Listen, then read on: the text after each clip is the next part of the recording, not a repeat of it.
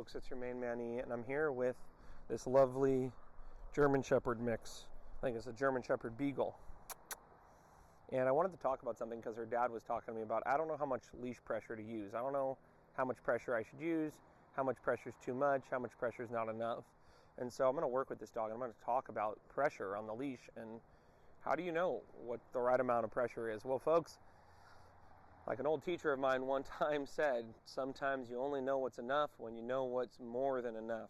And oftentimes that is the case with the prong collar, that it is learning to use the pressure and sometimes making a mistake and going, oh man, that was too much pressure, that lends us to know the right level of pressure. But what I see oftentimes is people are erring on the side of not using enough pressure, and they never really know what too much pressure is.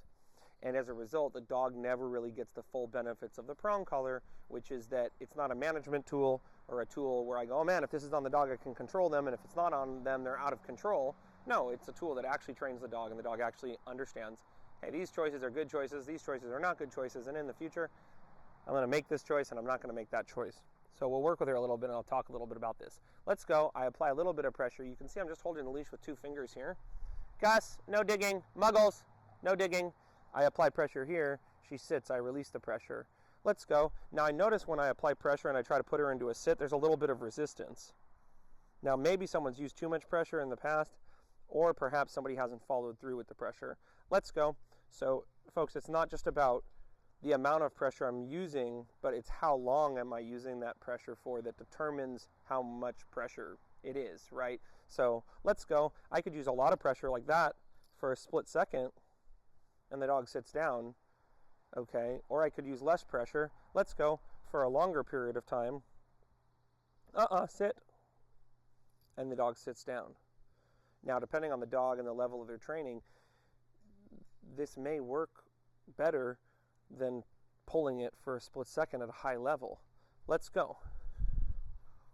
It may help me understand the way the pressure feels if I apply pressure for a longer period of time. Good. Let's go. It may also help me understand when the timing is necessary to release the pressure. Good. Let's go. And you'll see the way she's going to respond here is a little bit different. Good. I'm actually using less pressure now than I was initially. Let's go.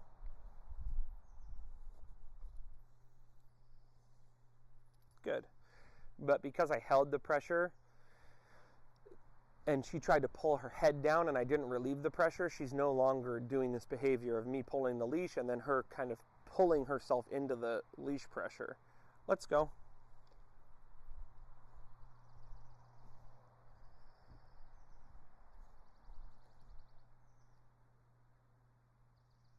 Good. Ideally, if I use more pressure, the dog should put themselves into the command quicker and without thinking about it. So we need to get the dog to the point where if I apply a lot of pressure and I say sit, the dog's like, okay, I'll sit right now.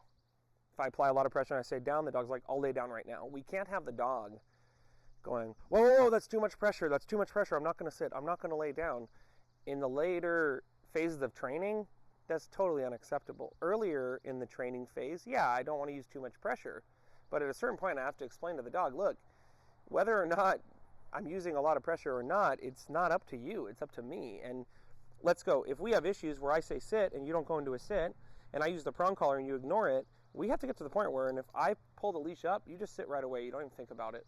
Let's go.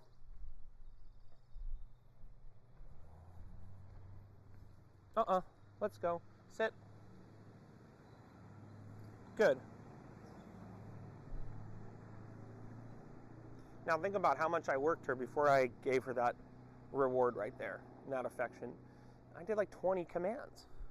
Folks, the fact was, for the level of intelligence and her breed, she's not really impressing me with her training. I mean, we're working on sit. So for me to go sit, and I have to basically force her, or for me to use the leash pressure and her just kind of go, I don't know what that means. Guys, I'm not petting her and saying, good girl. I'm really focusing on her understanding and me understanding how much pressure is enough and how much pressure is too much, if any. And one thing to think about, folks, is when you're trying to figure out how much pressure is enough and how much pressure is not enough, not having food, not having a reward can be very helpful. Because a lot of times the dog's doing the command because they know you have a reward.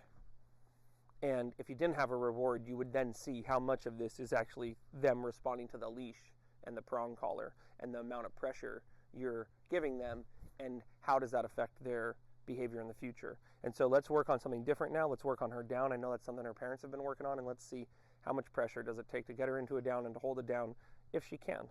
Down. So I say down, I apply a little bit of pressure down. She says, I don't know about that. I'm not going to down. I'm going to stand up. I want a way out of this. I don't think I'm going to do what he says. That's probably a good idea. Don't do what he says. Down. I say, I'm staying very calm here. Down.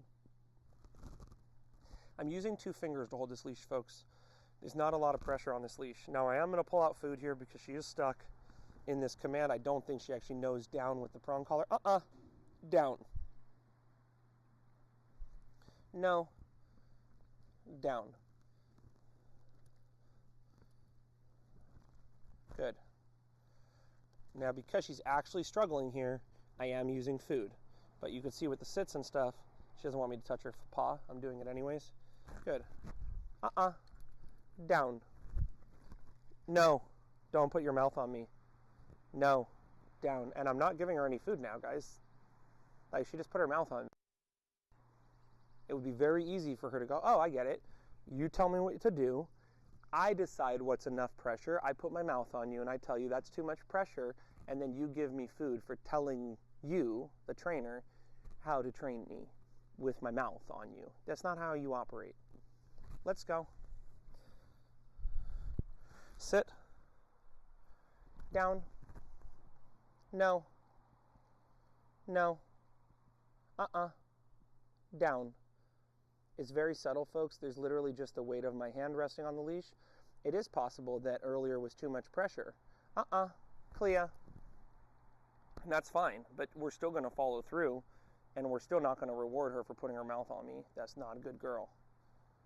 Good. So it's fine to use food. Down. Good. If you have to. But you have to phase the food out very quickly and the reward out very quickly with a dog like this, or they're just going to be doing it because you have food. Good.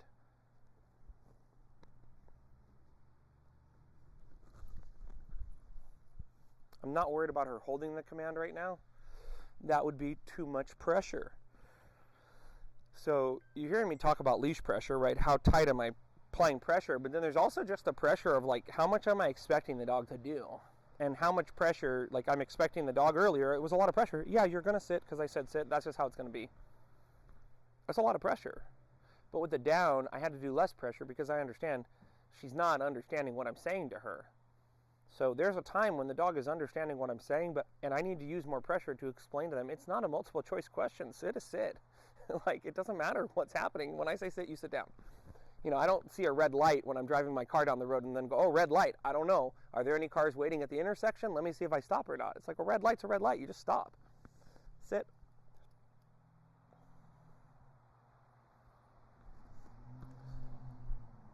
Purposefully, I'm getting the food out of my hand. Down. Good. You could see a little bit residual there where she put her mouth, like, kind of touched my hand with her mouth. Good. Now, folks, this is a dog that has bitten people before. Not hard and not maliciously, but just having fun. Down. Maybe a little bit of being a bitch, but good. She just doesn't know what she's doing. Good girl. So think about this, folks. Pressure is, in some cases, just the expectation that I have that I'm holding the dog accountable and go, yeah, I'm going to make you do this. That's how it's going to be. And depending on where the dog's at in their training, you know, certain things I'm going to say, yeah, that's how it's going to be. And other things I'm going to understand, hey, you don't really know that yet. To try to essentially force you to do it, that's not possible because you don't even know what I'm saying. And that's what was happening with the down. I was pulling down. She doesn't even understand what I was saying. But it's hard to understand, hey, is the dog truly overwhelmed and confused, or is the dog just, you know, telling me, no, don't force me around. Don't tell me what to do. Let's go. Now, it's important, folks, when we're training dogs to think about, as always, how do we set the dog up for success? How do we get it to the point where the dog is going to want to train with us and feel good about the training, even if it's a session like this where I'm basically just going, hey, look, so here's the training session. I'm telling you what to do. You don't really, well, you do have a choice. The choice is either do what I say or don't do what I say, but there's not a choice beyond that. It's important to think about we don't do the sessions too long, because we want the dog to go, hey, you know what, that wasn't that bad. They told me what to do. They made me do it. It went on for 5 minutes, 10 minutes, and then afterwards I got to do what I wanted to do, or afterwards, ideally, they put me in my crate and I was able to think about what happened and what we went over. Down. No. Down.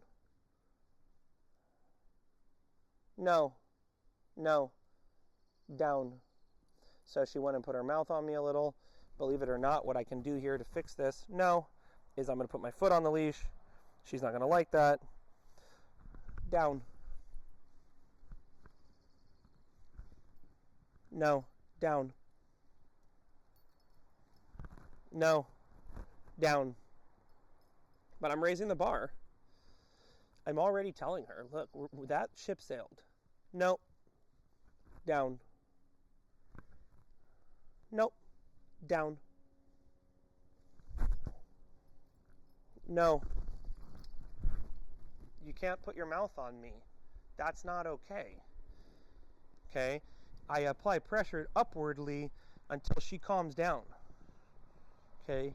Now at this point, to be honest, in the past I would keep working with her, but at this point I am just saying I have no interest in having a relationship with you. I'm not spending time with you.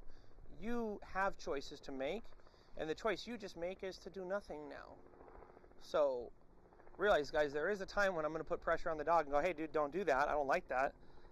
But there's also a time when I just go, I'm not going to put more pressure on the dog. I'm going to end the session right now. We had 5-10 minutes. The dog did fine. Why am I spending time with this dog that is kind of giving me a little bit of attitude? So I'll put her in a van right now. We'll end the session. And then she can decide, what do you want to do? Do you want to work with me?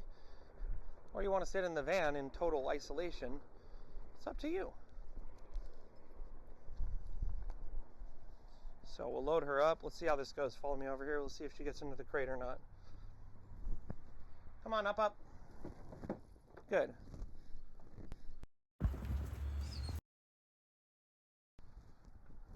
We'll leave her leash on her. You know, and you could see her now thinking, man, what happened? I was out there training, and now they left. It's like, yeah, we did leave. Like, I don't have interest in spending time with a dog. It's more interested in bossing me around and calling the shots than listening to me and following direction, you know, especially when it's a dog that's making poor choices on their own. So just to go over what we talked about, folks, we have to learn how much pressure is enough, and sometimes we only know that by knowing what's too much pressure. And there you can see, she's like, this is too much pressure. You're pulling down on the leash. I'm putting my mouth on you. We could have ended there before that last rep, and we would have succeeded. We tried to do it again. We put more pressure on her. She was like, I don't know. I'm putting my hand on your mouth. I just stopped the session. So it's very much about finding this internal feeling in your chest, and how does that feel with your leash, and how does the dog feel? And it's an organic process. It takes time. You're going to use too much pressure, and then you're going to go back and go, you know, I didn't use enough pressure. I might do another session with her later on and go, man, I might tomorrow even think, yeah, I maybe wasn't using enough pressure. Maybe I should have just made her follow through. But it takes time, folks. There's no right way. There's no wrong way. It's a natural, organic process, and it's going to involve making mistakes. And one thing to think about if you want to practice is put the prong collar on yourself, put the prong collar on a friend or family member or a partner, and yeah, it sounds silly, but walk them around with it and try to get them to give you feedback on, whoa, man, that was a lot of pressure, and oh, that wasn't a lot of pressure. So you can get a chance to get the mechanics down and get that feedback from somebody without having your dog, you know, put their mouth on you or look up at you like, you know, whatever they're doing to try to manipulate you, essentially. Okay, folks, remember, as always, we love you. Take care, and your dog's so lucky to have you that you're watching training videos like this, trying to make things better. And as folks, it's a process. It takes time, so don't beat yourself up. I only got here because I made a bazillion mistakes, okay? Take care then. We'll see you then.